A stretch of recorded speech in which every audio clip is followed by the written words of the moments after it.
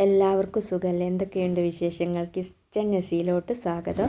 ഇന്ന് നമ്മൾ ഉണ്ടാക്കാൻ പോകുന്നത് നമ്മുടെ നാട്ടിലെ സദ്യകളിലൊക്കെ കാണാറുള്ള വളരെ ഹെൽത്തിയും ടേസ്റ്റിയുമായ ഒരു കറിയാണ് കേട്ടോ. മത്തനും പരിപ്പും ചേർത്തുള്ള ഈ കറി ചോറിനൊപ്പം കഴിക്കാൻ നല്ലൊരു കോമ്പിനേഷനാണ് കേട്ടോ. പണ്ട് കാലത്തൊക്കെ നമ്മുടെ ഉമ്മമാരൊക്കെ ഉണ്ടാക്കുന്ന അതേ തന്നെ രുചിയിൽ എങ്ങനെ നമുക്കിത് തയ്യാറാക്കിയെടുക്കാൻ നോക്കിയാലോ? വീഡിയോ മുഴുവനായിട്ടും കാണാൻ ശ്രദ്ധിക്കണേ. അതുപോലെ തന്നെ വീഡിയോ നിങ്ങൾക്ക് ഇഷ്ടപ്പെടുകയാണെങ്കിൽ ഒന്ന് ലൈക്ക് ചെയ്യാനും, ചാനൽ ആദ്യമായിട്ട് കാണുന്നവരാണെങ്കിൽ ചാനലൊന്ന് സബ്സ്ക്രൈബ് ചെയ്ത് തൊട്ടടുത്തുള്ള ബെല്ലൈക്കൺ ഒന്ന് പ്രസ് ചെയ്യാനും മറക്കരുത് കേട്ടോ. അപ്പോൾ നമുക്കിത് കറി എങ്ങനെ ഉണ്ടാക്കിയെടുക്കാമെന്ന് നോക്കാം. കറി ഉണ്ടാക്കിയെടുക്കാനായിട്ട് നമുക്ക് ആദ്യം പരിപ്പ് വേവിച്ചെടുക്കട്ടോ. അതിനായിട്ട് ഞാൻ കുക്കറിലോട്ട് കഴുകി വൃത്തിയാക്കിയ പരിപ്പ് ഇട്ട് കൊടുത്തിട്ടുണ്ട്.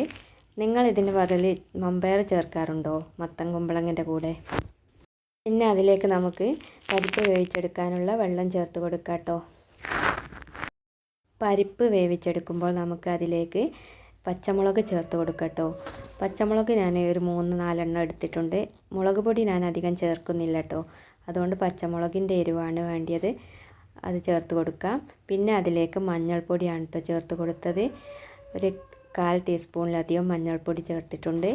അതിലേക്ക് ആവശ്യമായ ഉപ്പും കൂടി ചേർത്തിട്ട് നമുക്ക് അധികം വെന്ത് പോവാതെ പരിപ്പ് വേവിച്ചെടുക്കട്ടോ. ഇനി നമുക്ക് കുക്കർ അടിച്ച് വെച്ചിട്ട് ഒരു 4 വിസിൽ വരുന്നത് വരെ നമുക്ക് പരിപ്പ് വേവിച്ചെടുക്കട്ടോ. പരിപ്പ് വെന്ത് വരുമ്പോഴേക്കും നമുക്ക് ഇതിലേക്ക് ആവശ്യമായ മത്തൻ കുമ്പളങ്ങ ക്ലീനാക്കി എടുക്കട്ടോ. അപ്പോൾ മത്തൻ കുമ്പളങ്ങ ഇത് നാടനാണ് കേട്ടോ. ഇവിടെ അടുത്ത് വയലിലുണ്ടായതാണ്. നല്ല ഫ്രഷ് മത്തൻ കുമ്പളങ്ങ കേട്ടോ. നമ്മൾ കടയിൽ നിന്ന് വാങ്ങുന്ന മത്തൻ കുമ്പളങ്ങക്ക് നല്ല കട്ടിയല്ലേ തോലിനുണ്ടാവുക. ഇതൊരു 500 ഗ്രാമിലധികമൊക്കെ ഉണ്ടാകാൻ മതി കേട്ടോ മത്തൻ കുമ്പളങ്ങ. ഞാനെല്ലാം എടുത്തിട്ടുണ്ട്. അപ്പോൾ ഇത് സുഖമുണ്ട് കേട്ടോ തൊലി ചെത്തിയെടുക്കാൻ.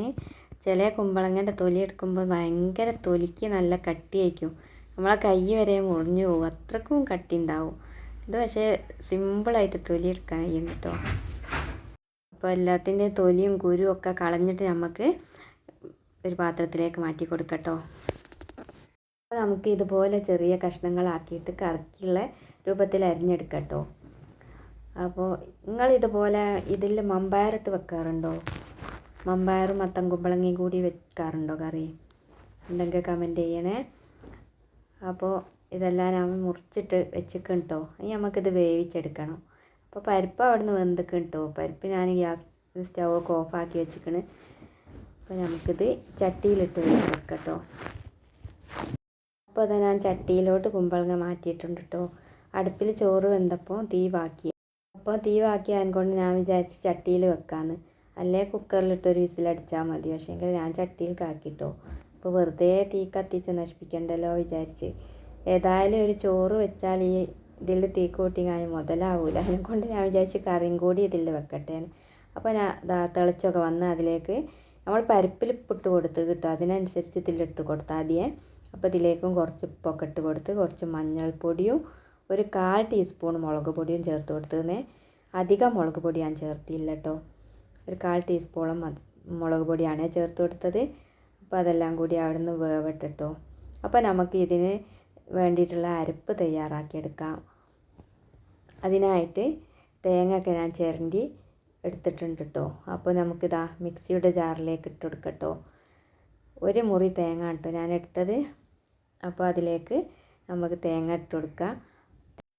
ഒരു മഞ്ഞക്കറിയായി നിൽക്കുന്നതല്ലേ ഈ കറിക്ക് രസം ഉണ്ടാകുക കാണാനും. അതുകൊണ്ട് കുറച്ച് മുളക് പൊടിയെ ചേർത്തിരുന്നു. തേങ്ങ ഒക്കെ അതിലിട്ട് കൊടുത്തതിന് ശേഷം നമുക്കതിലേക്ക് പിന്നെ ചുവന്നുള്ളി ആട്ടോ ചേർത്ത് കൊടുത്തത്. അപ്പോൾ ഒരു 3-4 ചുവന്നുള്ളി ചെറുതാണ് കേട്ടോ ചേർത്ത് കൊടുത്തത്. അതിൻ്റെ കൂടെ വലിയ ജീരകവും കൂടി ചേർത്ത് കൊടുത്തിട്ടുണ്ട്. 1 ടീസ്പൂൺ വലിയ ജീരകം ചേർത്ത് കൊടുത്ത് കേട്ടോ. എന്നിട്ട് നമുക്കത് നന്നായിട്ട് അരിച്ചെടുത്ത് കൊണ്ടുവരാം കേട്ടോ. അപ്പോൾ നമുക്ക് തുറന്ന് നോക്കട്ടെ നമ്മൾ കുമ്പളങ്ങ എന്തായിക്കണ് വെന്തിക്കണമെന്നൊക്കെ നോക്കേ. അപ്പോൾ കുമ്പളങ്ങൊക്കെ നല്ലോണം വെന്ത് വന്ന് കേട്ടോ. ഇനി നമുക്ക് അതിലേക്ക് നമ്മൾ വേവിച്ച് വെച്ച പരിപ്പില്ലേ അതുകൂടി അതിലേക്ക് ചേർത്ത് കൊടുക്കട്ടോ. അത് ഒന്നായിട്ട് വെക്കണേനൊന്നും പ്രശ്നമില്ല കേട്ടോ. ഞാൻ പിന്നെ കുക്കറിൽ പരിപ്പ് വേവിച്ചെടുത്താൽ വേഗം ആവാൻ വേണ്ടിയിട്ട്. അപ്പോൾ കുമ്പളങ്ങ തീയുള്ളതിനെ കൊണ്ട് അടുപ്പിലും വേവിച്ചെടുത്താൽ കേട്ടോ. അപ്പോൾ ഇതാ പരിപ്പ് നമുക്ക് അതിലേക്ക് ഒഴിച്ച് കൊടുക്കുക. അപ്പോൾ എല്ലാം കൂടി ഒന്ന് നന്നായിട്ട് മിക്സാക്കി എടുക്കട്ടോ. എന്നിട്ട് അവിടെ നിന്ന് ഒന്ന് തളിച്ച് വരട്ടെ. അപ്പോഴേക്കും നമ്മൾ തേങ്ങ അരച്ചത് എടുത്ത് കൊണ്ടുവരാം കേട്ടോ. അപ്പോൾ അതാക്കി നമ്മൾ തേങ്ങ ഒക്കെ നന്നായിട്ട് അരച്ചിക്കണേ. അരച്ചെടുത്ത് നമുക്ക് കറിയിലോട്ട് ഒഴിച്ചെടുക്കട്ടോ. എന്നിട്ട് അധികം തളിച്ച് പോകത്തിട്ടോ കറി.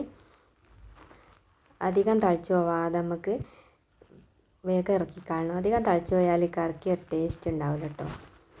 അപ്പോൾ കറി ഇങ്ങനെ തേങ്ങ അരച്ചതെല്ലാം കൂടി വേറിട്ട് നിൽക്കും. അപ്പോൾ തീ നല്ലോണം കത്തുന്നുണ്ട്, അതിനെക്കൊണ്ട് വേഗം തിളപ്പിച്ച് ഇങ്ങോട്ട് ഇറക്കിയേക്കാം കേട്ടോ. ഇനി നമുക്ക് ഈ കറി ഒന്ന് വറവ് ചെയ്തെടുക്കാം കേട്ടോ. അതിനായിട്ട് ചട്ടി അടുപ്പിൽ വെച്ചിക്കണേ. അതിലേക്ക് നമുക്ക് ആവശ്യമുള്ള വെളിച്ചെണ്ണ ചേർത്ത് കൊടുക്കാം കേട്ടോ. ആ വെളിച്ചെണ്ണ ചേർത്ത് കൊടുത്തിട്ട് അതിലേക്ക് ചൂടായി വന്നിട്ട് നമുക്ക് കടുക് ചേർത്ത് കൊടുക്കുക. അതിൻ്റെ കൂടെ വറ്റൽമുളകും ചേർത്ത് കൊടുക്കുക. ഞാൻ 4 കുരു വറ്റൽമുളകാണ് കേട്ടോ ചേർത്ത് കൊടുത്തത്. ഇങ്ങനത്തെ കറികൾക്കൊക്കെ വറ്റൽമുളക് കൂടി ചേർത്ത് വറവ് ചെയ്യുമ്പോൾ ഒരു പ്രത്യേക ടേസ്റ്റാണ് കേട്ടോ. അപ്പോൾ കടുകും അതിലേക്ക് ഇട്ട് കൊടുക്കാം. വറ്റൽമുളകും ചേർത്ത് കൊടുത്ത് നമുക്ക് അതിൻ്റെ കൂടെ തന്നെ കുറച്ച് കരിവേപ്പില കൂടി ചേർത്ത് കൊടുക്കാം കേട്ടോ. അതെല്ലാം കൂടി ഒന്ന് കടുക് പൊട്ടി വന്നതിന് ശേഷം നമുക്കതിലേക്ക് വറ്റൽമുളക് ചേർത്ത് കൊടുക്കാം. എന്നിട്ട് കരിവേപ്പിലയും ചേർത്തിട്ട് നമുക്ക് കറിയിലോട്ട് ഒഴിച്ച് കൊടുക്കാം കേട്ടോ. അപ്പോൾ അതാ നോക്കിയേ, കടുകും വറ്റൽമുളകും കരിവേപ്പിലയും കൂടിയൊക്കെ നല്ലോണം ചട്ടി കിടന്ന് മൂത്ത് വന്ന് കേട്ടോ. ഇത് നമുക്ക് ഈ കറിയിലോട്ട് ഇങ്ങോട്ട് ഒഴിച്ച് കൊടുക്കണം. ഇത് കറിയിലോട്ട് ഒഴിക്കുമ്പോൾ നല്ലൊരു മണം. ആ മണം കേട്ടാൽ തന്നെ നമുക്ക് വയറ് നിറച്ച് ചോറുണ്ണാൻ തോന്നും. അത്രയ്ക്കും നല്ല ടേസ്റ്റി ആയിട്ട്, ആ മണം പോലെ തന്നെ നല്ലൊരു ടേസ്റ്റിയാണ് കേട്ടോ. അപ്പോൾ കറിയിലോട്ട് അങ്ങ് ഒഴിച്ച് കൊടുത്തിട്ട് നമുക്കൊന്ന് ഇളക്കി യോജിപ്പിച്ചെടുക്കാം കേട്ടോ. കാണാൻ തന്നെ നല്ലൊരു ഭംഗിയില്ല, അതുപോലെ തന്നെ കഴിക്കാനും നല്ല ടേസ്റ്റാണ് കേട്ടോ കറി. അപ്പോൾ നാടൻ കുമ്പളങ്ങയും കൂടി ആയതുകൊണ്ട് നല്ല ടേസ്റ്റി ഉണ്ടാവും. അങ്ങനെ ഇതാക്കുന്ന നമ്മളെ കറിയൊക്കെ അവിടെ റെഡിയായി വന്ന് കേട്ടോ. നല്ല തേങ്ങ അരച്ച പിന്നെ ചുവന്നുള്ളിയും വലിയ ജീരകവും ഒക്കെ കൂട്ടി അരച്ച തേങ്ങാക്കറി. നല്ല ടേസ്റ്റി ആയിട്ടുള്ള ഈ കറി എല്ലാവരും ഒന്ന് ട്രൈ ചെയ്ത് നോക്കണം കേട്ടോ. എല്ലാവരും ഉണ്ടാക്കലുണ്ടാവും, എന്നാലും ഒന്നുകൂടി ഒന്ന് ട്രൈ ചെയ്ത് നോക്കിയിട്ട് ഫീഡ്ബാക്കൊക്കെ അറിയിക്കണേ. പിന്നെ വീഡിയോ നിങ്ങൾക്ക് ഇഷ്ടപ്പെടുകയാണെങ്കിൽ വീഡിയോ ഒന്ന് ലൈക്ക് ചെയ്യുകയും ചാനൽ ആദ്യമായിട്ട് കാണുന്നവരാണെങ്കിൽ ചാനൽ ചെയ്ത് സപ്പോർട്ട് ചെയ്യുകയും ഒന്ന് ഷെയർ ചെയ്യുകയൊക്കെ ചെയ്യണേ. അപ്പോൾ നമുക്ക് വീണ്ടും കാണാം പുതിയ വീഡിയോ ആയിട്ട്. ഇൻഷാ അല്ലാ. നന്ദി.